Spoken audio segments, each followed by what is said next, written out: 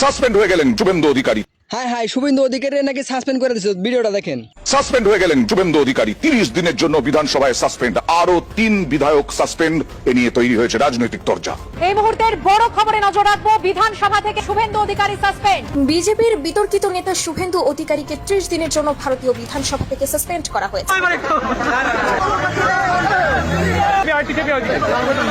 এবার শুভেন্দু অধিকারীর মুখে রীতিমতো কোর্শের সজোরে থাপ্পড় দিল ভারতের সংখ্যালঘু মুসলিম সম্প্রদায়ের ভাইরা।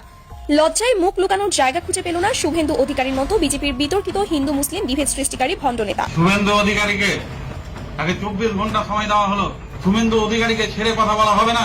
শুভেন্দু অধিকারী আবার তিনি হিন্দু মুসলমানের কাজ খেয়েছে পশ্চিমবাংলায়। এবার কি তবে ভারতে নরেন্দ্র মোদীর পালা? যে হারে পুরো ভারত জুড়ে দুর্নীতি চলছে, তাতে এই আন্দোলন যে কোনো মুহূর্তে নরেন্দ্র মোদী সরকারের পতনের এক বিশাল গণ অভ্যুত্থানে রূপ নিতে পারে। আমার ফলো করার দরকার নেই, এই ভিডিওটা অত পরিমাণ শেয়ার করেন, সারা বিশ্বের মানুষের দেখা দেন, শেয়ার করেন।